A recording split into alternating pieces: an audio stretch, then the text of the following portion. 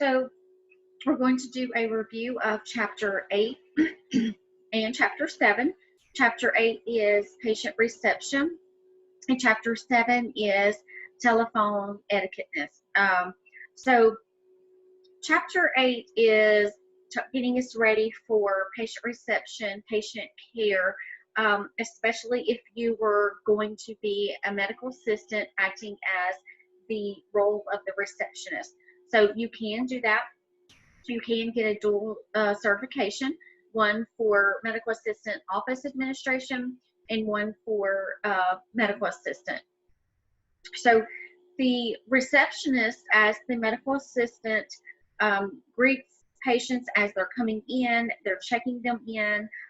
It is an important role that you, if you were in the role of a receptionist, it helps to make the office run smoothly and efficiently.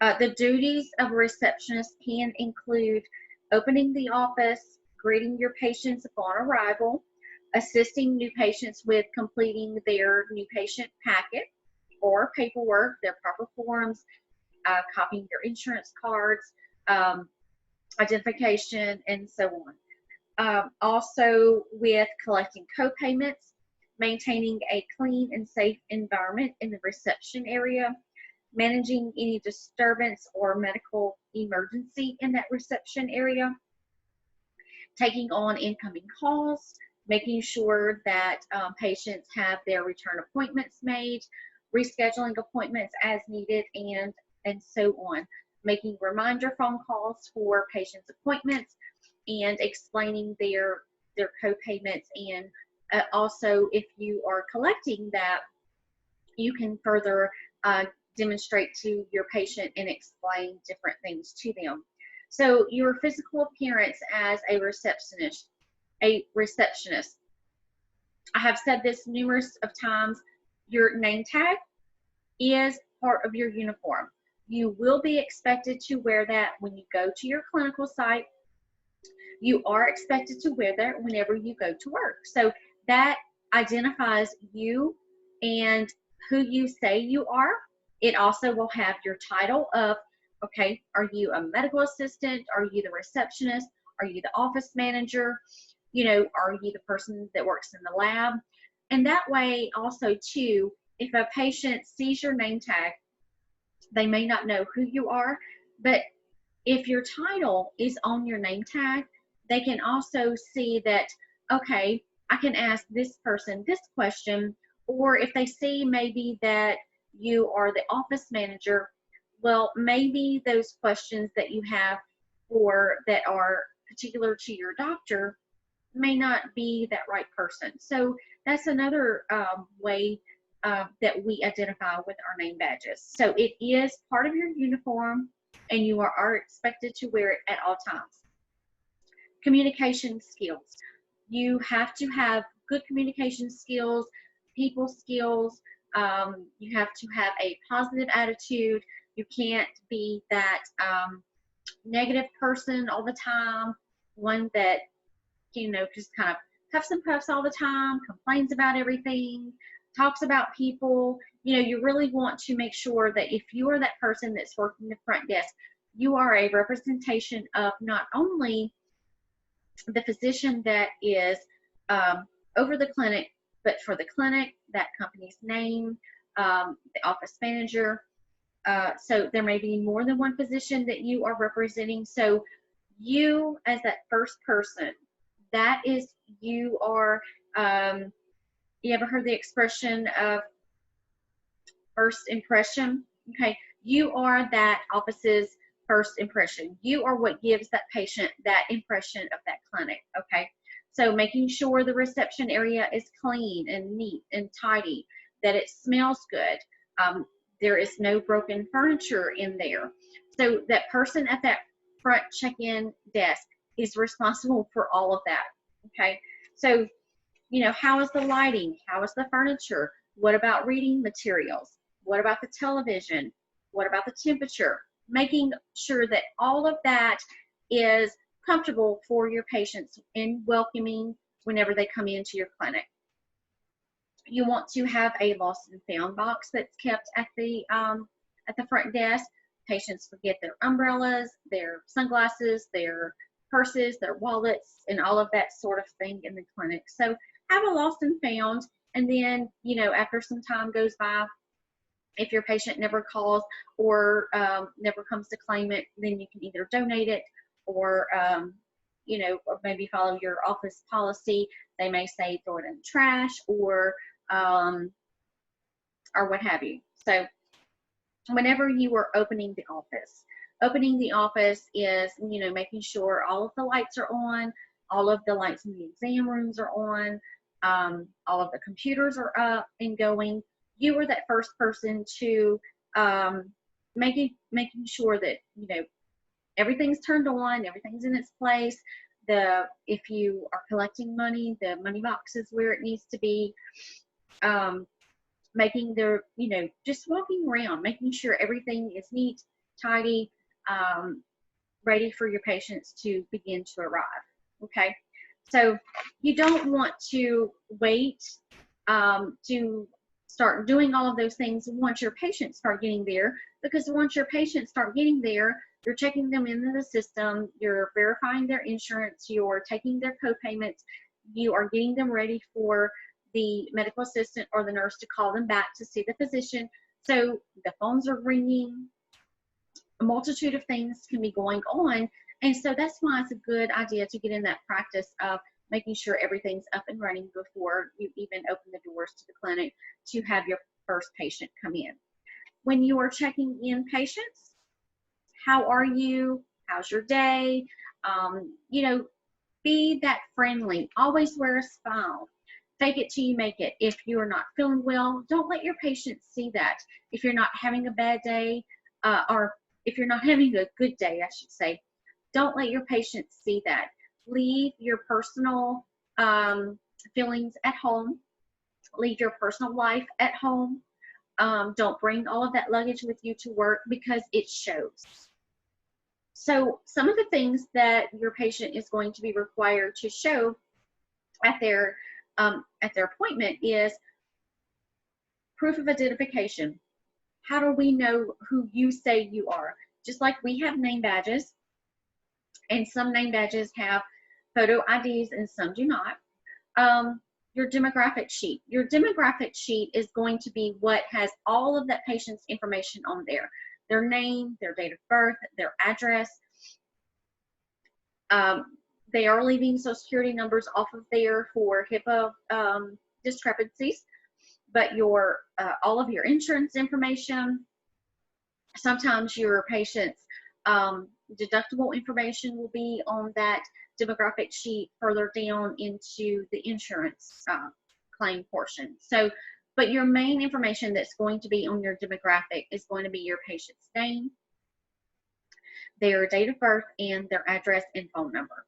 Okay, so whenever you have different appointments, which we'll get into in a different chapter regarding appointments, there is what we call a no-show, and a no-show simply is a no-show. That means that a designated slot has been assigned to that patient, and your patient simply has failed to either come to the appointment, they have not called to reschedule, they have not called to cancel their appointment, they just did not show. And some offices hold or have a no-show policy where that patient is actually charged a no-show fee. So, but if your office does not have that policy into place, you cannot charge your patient. So, okay, what about co-payments? A co-payment is what is the designated amount that medical insurance plans require patients to pay for medical services. Okay, so your patient is expected to pay this amount. They know what their copay is prior to their appointment. It is expected at time of service, and you will see these signs at clinics, in the offices, even in the exam rooms, that payment is rendered upon services. That's what that means. They are responsible for that at that time of service. A patient's copay cannot be billed to them. Now, let's go a little step further. Even though your patient is responsible for that copay amount at the time of visit, but they have a service and it is more than their copay, then that amount can be billed to that patient once they get their reimbursement from the insurance. So that's two separate entities. So you have your copay, your patient knows what it is. It's usually a flat rate or an 80-20%. It is up to you to determine. 80-20 means that if a patient has a deductible, once they have met that deductible, the insurance will pay 80%, the patient will pay 20%. Until that deductible is met, that patient is responsible for paying 100% of that service until it is met. Once that service has been billed and that clinic receives the reimbursement from the insurance company, then the remaining balance can be billed to that patient. Okay? The receipt. A receipt is a safeguard against financial mishandling or embezzlement. So make sure you get in the good practice of always giving your patient receipts. An encounter form. Your encounter form is also referred to as that charge slip or a super bill. Sometimes you'll see after a patient sees the physician and they'll say, oh, just drop this on the front, at the front desk on your way out. That's what that is. That physician is checking off what kind of visit they have. Now that we are electronic, they can do that in the system, okay? So, but of course, back to the old paper way, it has on there that is where your codes are. The physician can document what type of visit they want to bill for. Was it a wellness visit? Was it a sick visit? Was it a injection visit? You know, all of those things come into play. But your encounter form is that super bill. These are reported to your insurance companies for reimbursement. Okay, consideration of your patient's time. So one of the most common complaints, you will need to remember this, one of the most common complaints expressed by patients is the excessive time they have to spend in the reception area before being seen by the physician. So that's your most common complaint. It's not in the room. It's not during the visit. It is that time simply in the reception area. Okay. So what do you consider normal? A normal wait time in your reception area that is acceptable by most patients is going to be 20 minutes. Okay. Never use a patient by their first name unless your patient says it's okay. You always want to call them by their last name, Mr. or Mrs. If they have a nickname like Beth for Mary, okay? So if your patient prefers to be called by their nickname, when you call them Mrs. Smith, they will say, oh, don't call me that, call me Kay or Beth. Then it's okay to address them by that. But until you have their permission, use respect and professionalism and call them by their first or last name. Never leave patients alone with their chart, okay? That is a big HIPAA violation. That is a no-no. Patients do have a right to their chart, but they have to go through the proper chain of command, proper process of getting copies of their chart, okay? So then we have completing your patient visit. There sometimes whenever let's say for example, a patient comes in for a follow-up after surgery and they're having sutures removed from their surgical incision. So sometimes these are called a no charge visit, meaning that this patient has paid for this type of visit in their surgical packet. Okay, so that would be an example of a no charge visit. Make it at some point to speak with your patients before they leave.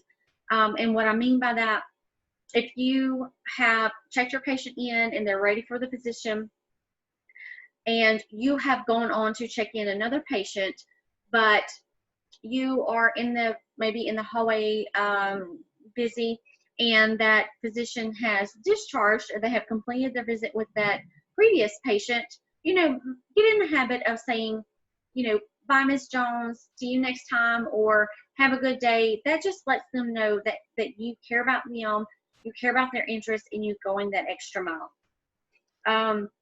Also remember that in the hallway that it is against HIPAA regulations that prohibits us from discussions about patients taking place anywhere other than that patient's room where other people can hear. So whether it be other staff members, other patients, patient representatives, drug reps, never discuss any patient information anywhere outside where other people can hear. Walking in the hallway, at the checkout window, check-in window. Maybe they forgot something in the room. If that door is open, don't disclose any of their information. Okay. So making sure that that communication is open between you and your patients. So what about closing the office? Closing the office is a major function of the medical assistant, especially if they are acting as that receptionist role. The purpose of closing procedures are to ensure the security of the premises and to prepare in advance for the next day. Sometimes we have, at the end of the day, cleaning services that come in, so we want to make sure that everything's locked away, computers are down, lights are out, you know, coffee pot is off, doors locked, you know, all of that stuff, just like you would do for opening the clinic. You want to follow that same process of closing the clinic. Sometimes they have a designated person specifically for opening the clinic, and you have special hours because you have to get there usually 30 minutes before the other staff members, and they will have a designated person to close the clinic that sometimes will have to stay after closing hours, after that last patient leaves.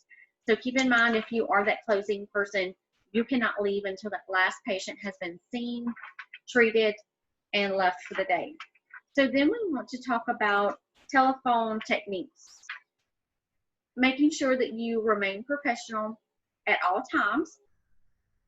How are you having a conversation on the phone with your patients? Not only for patients, what about to pharmacies or doing a referral? How do you sound? Have you ever maybe did a recording and listened to yourself on the phone? Try that. I challenge you to do that. Make a, you know, do a video on your phone, and instead of having the camera on, just do audio. You know, read a section in your chapter, your book. How do you sound? Are you pronunciating words correctly? Are you using slang or lingo, you know, street words, abbreviations? Don't do that. Always want to sound professional. Have respect, be courteous, you know, be brief, be to the point. If you are leaving messages, making sure that one, it's okay to leave a voicemail for that patient. If you are leaving messages, make sure that you are not leaving vital information on a message. You can say things like, this is Marcia from Dr. Jones' office. I'm calling in regards to your lab results. Please give me a call back and leave the number.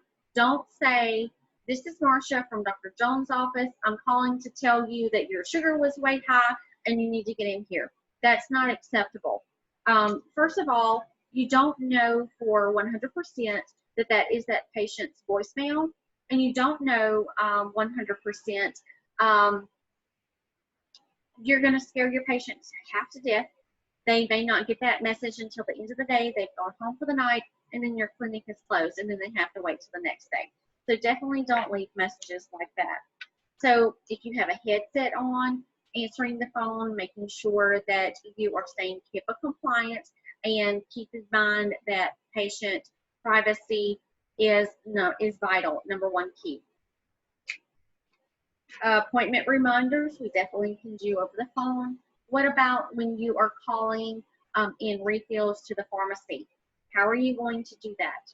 You know, you need to make sure that you have all the information in front of you, patient, date of birth, medication, all of the instructions that go with that medication.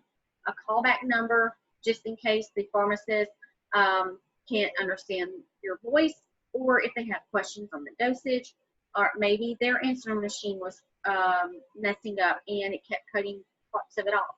So make sure that you leave that return number whenever you are calling in refills or new medications for your patient. So keeping all of that is going to really play a huge part. A telephone, you're going to stay on the telephone quite a bit as a medical assistant, whether it be calling patients back about test results, rescheduling appointments, calling pharmacies, calling for referrals, calling insurance companies to get prior authorizations. So, you know, how you handle yourself with a conversation is going to be key. What do you do in an emergency situation? What do you do if you are on the phone with a patient who is bashing you, that is cursing you? How do you handle those types of conversations? So it's going to be definitely getting used to how to handle different scenarios as they arise. Okay, so just keep in mind that how you handle certain things is going to be a huge reflection of who you are and who you work for. Okay, so keep that in mind. If you don't want to lose your job over a patient, don't. If you have a patient coming at you on the phone, don't go at them. Be polite, be respectful. Yes, ma'am. No, ma'am. Yes, sir. No, sir. I understand. It's okay to say, I don't know the answer to that. I'll have to get back with you. Or, I'm sorry, I can't help you. Let me have my manager call you back. Okay, so it's okay to do that instead of getting to it over the phone with your patient. You definitely don't want to do that. Okay, so that's not only going to come back to bite you, but it's going to come back to bite that physician as well. Okay, so, and it could ultimately cause you to lose your job, and you don't want to do that. No, I don't want to see anyone lose their job over losing their temper over the phone with a patient. Okay, so that is it. That is chapter 8 and chapter 7 review, and your test is tomorrow. I'll see you later. Bye.